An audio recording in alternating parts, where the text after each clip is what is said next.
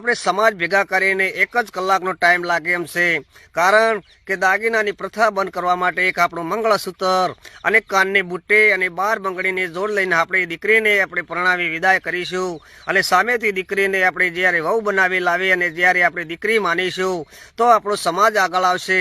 આવું ને આવું ક્યાં સુધી ચલાવી રાખશું, કારણ કે અત્યારે 2.5 લાખ રૂપિયા ચોદી અને 1.5 લાખ રૂપિયા સોનું થયું છે। આપણી જોડે ક્યાંથી પૈસા હોય? અત્યારે આપણી જોડે જાગીર નથી, નાની જમીનના નાના ટુકડા છે। જો આટલા લાંબા ખર્ચા કરીશું અને એકબીજાના વાદ લઈશું તો આપણે આ જે જમીન 2-5 વીઘા છે એ ટૂંક સમયમાં વહી જશે અને જતી રહેશે। માટે મારી સમાજને, મારા અધિકારીઓને, મારા સાહેબોને, આગેવાનોને નમ્ર વિનંતી છે કે પહેલી શરૂઆત જો કદાચ થાય તો મારા પાટણ જિલ્લાના સરસ્વતી તાલુકાના ખોડાણા ગામે નવગણજી ઠાકોર પણ કરી શકશે અને નવગણજી ઠાકોર પણ સમાજને બોલાવશે અને મારો વિડીયો નવગણજી ઠાકોર નવગણજી સુધી પહોંચાડજો કે આપણો સમાજ દિવસે ને દિવસે ડૂબતો જાય છે।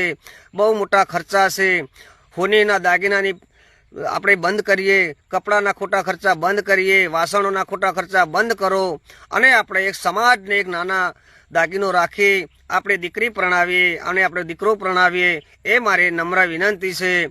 જ્યાં સુધી મારો વિડીયો સાંભળતા હોય એ શેર કરજો, લાઈક કરજો અને મારા વિડીયા જે આવતા હશે સારા જ આવતા હશે। મને એક સમાજ માટે બહુ મોટું દુઃખ છે, જે આપણે સમાજમાં 50% લોકો ગરીબો છે એના માટે પણ મને બહુ દુઃખ છે। માટે આપણો સમાજ આગળ આવે, નાના મોટા ધંધા કરી આગળ આવે અને ખૂબ કમાય, ખૂબ પ્રગતિ કરે એવું ભગવાન પાસે પ્રાર્થના કરું છું। જય હિન્દ, જય ભારત, જય હિન્દ, જય ભારત।